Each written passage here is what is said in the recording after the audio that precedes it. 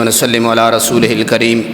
اما بعد فاعوذ بالله من الشيطان الرجيم بسم الله الرحمن الرحيم قد جاءكم من الله نور وكتاب مبين صدق الله العظيم وصدق رسوله النبي الكريم ومن تكن برسول الله نصرته إن تلقه الأسد في أعجامها تجمي والآل والصحب ثم التابعين لهم أهل التقى والنقى والحلم والكرم وأذل صحب صلاة منك دائمة على النبي بمنحل ومنسجم ثم الرضا عن أبي بكر وعن عمر وعن علي وعن عثمان ذي الكرم نظرت إلى بلاد الله جمعا كخردلة على حكم اتصالي گنج بخش فیض عالم مظہر نور خدا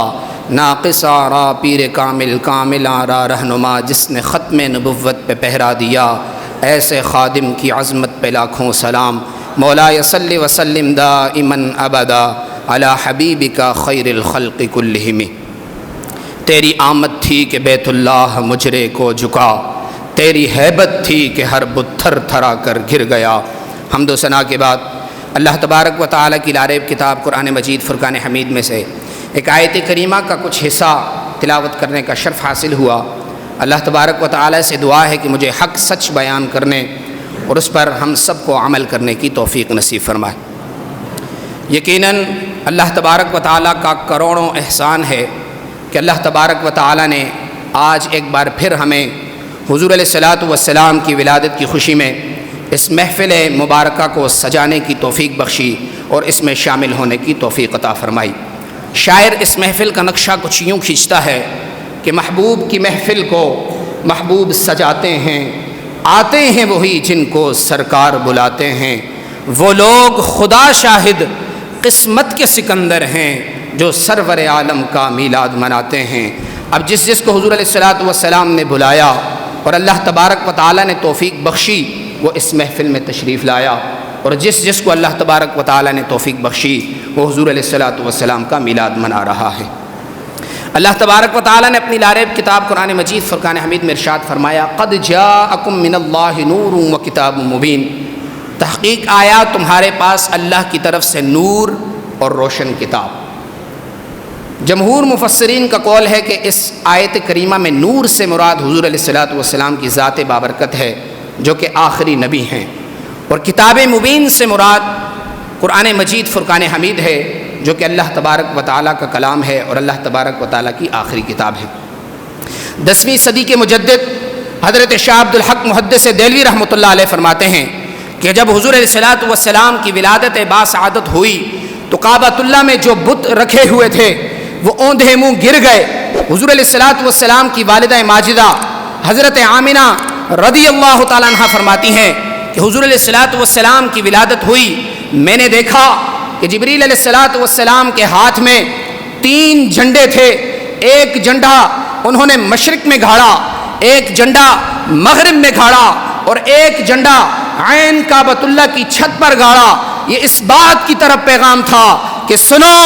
آج تک اللہ تبارک و تعالیٰ کی طرف سے کم و بیش 1,24,000 انبیاء اس دنیا میں تشریف لائے، اپنی امتوں کو اللہ تبارک و تعالیٰ کا فرمان سنایا اور ظاہراً دنیا سے تشریف لے گئے اور ان کی شریعت مکمل ہوئی۔ آج وہ نبی اس دنیا میں تشریف لا چکا ہے، آج وہ نبی اس دنیا میں تشریف لا رہا ہے جسے اللہ تبارک و تعالیٰ نے ایسا دین عطا فرمایا کہ جس کا نفاذ تا قیامت رہے گا، اور ان کی ظاہراً دنیا سے تشریف لے جانے کے بعد نہ کوئی دوسرا نبی آئے گا، نہ کوئی دوسرا رسول آئے گا اور نہ ہی کوئی دوسری کتاب آئے گی۔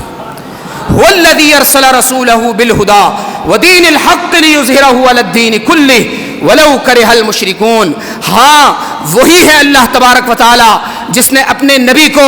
دین حق کی رہنمائی کے ساتھ بھیجا تاکہ اس دین کو تمام ادیان پر غالب کر دے اگرچہ مشرکین اسے ناپسند کریں۔ حضرات گرامی، جس دن سے دین غالب ہوا کفار و مشرکین نے دین اسلام کے خلاف سازشیں کرنا شروع کر دی،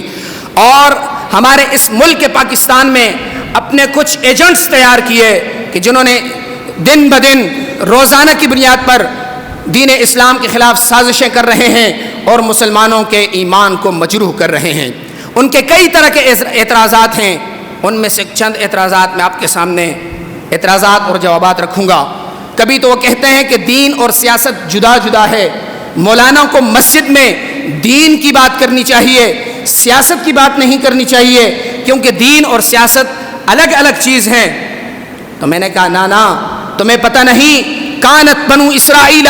تسوسہم الانبیاء، کہ بنی اسرائیل کے انبیاء بھی سیاست فرماتے تھے۔ حضور علیہ الصلوۃ والسلام نے بھی سیاست فرمائی، منبر پر بیٹھ کر لوگوں کے درمیان فیصلے بھی فرمائے اور مصلی پر کھڑے ہو کر امامت بھی فرمائی۔ حضرات گرامی، میں اس سیاست کی بات کر رہا ہوں جو کہ جس کے بانی حضور علیہ الصلوۃ والسلام ہیں۔ میں آج کی اس جھوٹی اور مکر و فریب والی اور ملک کو لوٹنے والی سیاست کی بات نہیں کر رہا، میں اس سیاست کی بات کر رہا ہوں جس کے بانی، جس سیاست اور ریاست کے بانی حضور علیہ الصلوۃ والسلام ہیں، جس کو سنت سمجھ کر خلفائے راشدین نے جس سیاست کو سنت سمجھ کر مصلی پر کھڑے ہو کر نمازیں بھی پڑھائیں اور منبر رسول پر بیٹھ کر لوگوں کے درمیان فیصلے بھی فرمائے۔ آج تم کہتے ہو کہ مسجد میں سیاست کی بات نہیں ہونی چاہیے۔ ارے جب تک سیاست مسجد میں تھی تب حضرت ابوبکر صدیق رضی اللہ عنہ آئے، جب تک سیاست مسجد میں تھی تو حضرت عمر فاروق رضی اللہ عنہ آئے، جب تک سیاست مسجد میں تھی حضرت عثمان غنی رضی اللہ عنہ آئے، جب تک سیاست مسجد میں تھی حضرت مولا علی مشکل کشا رضی اللہ عنہ آئے، جب تک سیاست مسجد میں تھی امام حسن مجتبی رضی اللہ عنہ آئے۔ سیاست جب مسجد سے نکل گئی تو ظلم کا نظام شروع ہو گیا۔ یزید تو تبھی آیا جب سیاست مسجد سے نکل گئی اور ظلم کا بازار گرم ہو گیا۔ چلتے چلتے مصور پاکستان ڈاکٹر محمد اقبال سے کسی نے پوچھا کہ آپ مولانا روم علیہ الرحمہ کے مرید ہیں، آپ بتائیں آپ کی پیر نے آپ کی کیا رہنمائی کی کہ سیاست اور دین ساتھ ساتھ ہیں یا جدا جدا ہیں؟ تو ڈاکٹر محمد اقبال رحمۃ اللہ علیہ نے کہا، جلال بادشاہی ہو کہ جمہوری تماشا ہو، جدا ہو دین سیاست سے تو رہ جاتی ہے چنگیزی۔ کہا کہ دین جب سیاست سے جدا ہوگا تو پھر چنگیز خان کا وہ کالا قانون رہے گا کہ جو اس نے اپنے دور میں مسلمانوں کے سر قلم کیے، لا تعداد مسلمانوں کو شہید کر کے ان کی کھوپڑیوں سے اس نے اپنا قلعہ بنایا۔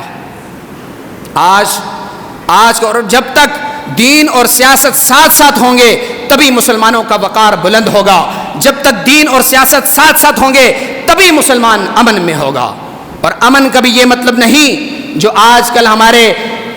میٹھے میٹھے اور پلپلے مسلمان جو ہے نا اس کا مطلب لیتے ہیں کہ اسلام تو امن کا درس دیتا ہے، اسی لیے تو یہود و نصارہ نے اپنے ایجنٹوں کو بھی سکھایا کہ تم لوگوں سے اور مسلمانوں سے کہو کہ اسلام تلوار کا درس نہیں دیتا، اسلام امن کا درس دیتا ہے، اسلام امن سے پھیلا ہے۔ یہ تم مسلمانوں میں بات رائج کر دو اور مسلمانوں کے ایمان کو کمزور کر دو۔ میں نے ان سے پوچھا کہ بھئی آپ کہتے ہو کہ اسلام امن کا درس دیتا ہے؟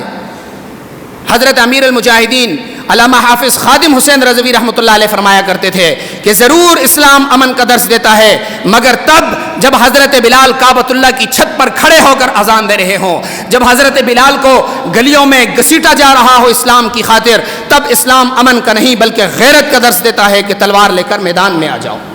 آج تم امن کی باتیں کرتے ہو اور امن کی آڑ میں حضور علیہ الصلوۃ والسلام کی تلوار کی نفی کرتے ہو۔ حضور علیہ الصلوۃ والسلام جب ظاہراً دنیا سے تشریف لے جا رہے تھے تب بھی ایک روایت کے مطابق 9 تلواریں اور ایک روایت کے مطابق 11 تلواریں حضور علیہ الصلوۃ والسلام کے حجرہ مبارک میں لٹک رہی تھی۔ کیا یہ امن کے لیے تھا؟ حضرت خالد بن ولید رضی اللہ عنہ کے ہاتھ میں 12 تلواریں ٹوٹی، کیا یہ امن کے لیے ٹوٹی؟ حضرت ابو دجانہ رضی اللہ عنہ جن کو حضور علیہ الصلوۃ والسلام نے اپنی مبارک تلوار عطا فرمائی، لڑ کے انہوں نے جہاد کر کر کے تلوار ٹیڑھی ہو گئی، کیا یہ امن کے لیے تھا؟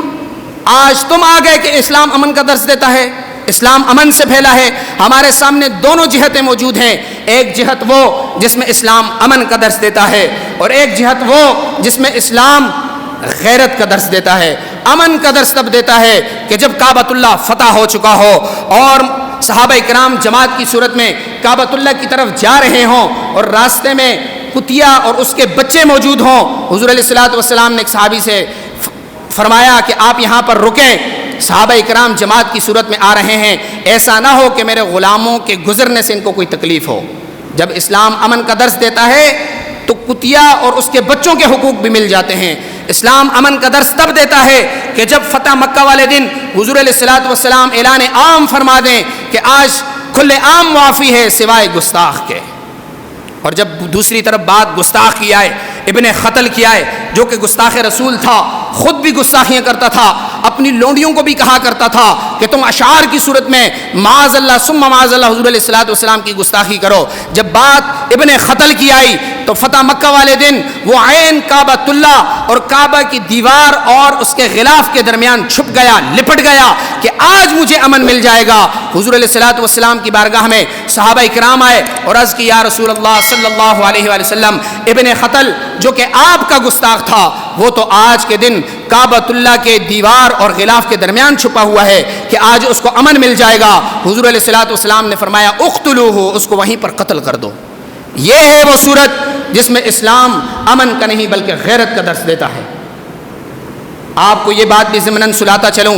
کہ جب نام نہاد مسلمان حکمران آج کے جو ہیں جن کے اندر غیرت نامی چیز نہیں، جب مسلمانوں کے اندر عملاً بھی غیرت تھی، تب پنجاب کے گورنر تھا گورنر عبدالصمد، اس کی بیٹی جب بھی قرآن مجید فرقان حمید پڑھتی تو ساتھ میں تلوار رکھتی. اس سے اس کی والدہ نے پوچھا کہ تو جب بھی قرآن پاک پڑھتی ہو تو ساتھ میں تلوار کیوں رکھ دیتی ہو؟ تو اس نے کہا قرآن مجید فرقان حمید اس لیے ساتھ رکھتی ہوں تاکہ تلوار کو ظلم پر نہ چلنے دے، اور تلوار اس لیے رکھتی ہوں تاکہ قرآن کا راستہ صاف کرے. ایک ہی صورت میں امن آ سکتا ہے کہ جب تلوار ظلم کا نظام ختم کر دے اور پھر قرآن و حدیث کا نظام شروع ہو جائے. جب اتنے سارے اعتراضات کا جوابات علماء کرام، انبیاء کے وارثین ان نام نہاد مسلمان حکمرانوں کو اور یہود و نصارہ کے ایجنٹوں کو دیتے ہیں تو وہ آگے سے اکڑ کر کہتے ہیں کہ مولانا آپ نے دین نہیں پڑھا، ہم بھی دین جانتے ہیں، ہم بھی عاشق رسول ہیں. میں نے کہا نانا تم عاشق رسول نہیں، اگر تم عاشق رسول ہوتے تو آج نظام مصطفیٰ اس ملک میں رائج ہوتا. تمہیں تو عشق رسول کی عین کی بھی ہوا نہیں لگی. آؤ میں تمہیں بتاتا ہوں کہ عشق رسول کیا ہے. غزوہ احد میں حضرت کعب بن مالک رضی اللہ عنہ جب حضور علیہ الصلوۃ والسلام کا جنگی لباس کفار و مشرکین نے پہچان لیا اور حضور علیہ الصلوۃ والسلام کی طرف جا رہے تھے کفار، تو حضرت کعب بن مالک حضور علیہ الصلوۃ والسلام کے پاس آئے، عرض کی یا رسول اللہ صلی اللہ علیہ وآلہ وسلم اپنا جنگی لباس آپ مجھے دے دیں تاکہ کفار و مشرکین آپ کا لباس دیکھ کر آپ کی طرف نہیں بلکہ میری طرف لے آ جائیں، آپ کی طرف نہ آئیں بلکہ میری طرف آئیں. یہ ہے عشق رسول. حضرت طلحہ بن عبید اللہ 70 زخم لگے ہوئے ہوں، سر پھٹ گیا ہو اور بازو شل ہو گیا ہو، حضور علیہ الصلوۃ والسلام کو ایک ٹیلے پر تشریف لے جانا ہو تو طلحہ بن عبید اللہ رضی اللہ عنہ نے یہ نہیں کہا کہ کسی دوسرے صحابی کو بلاؤ میں تو زخمی ہو گیا. نانا تب بھی اس حالت میں بھی اپنا کندھا پیش کیا اور کہا یا رسول اللہ ادھر قدم رکھ کر ٹیلے پر تشریف لے جائیں. یہ ہے عشق رسول. بلکہ حضرت امام تقی الدین سبکی نے یہ بات لکھ کر قلم توڑ دیا کہ صحابہ اکرام نے بڑے بڑے جہاد کیے، بڑی بڑی جنگوں میں تشریف لے گئے. حضرت صدیق اکبر رضی اللہ تعالیٰ عنہ کے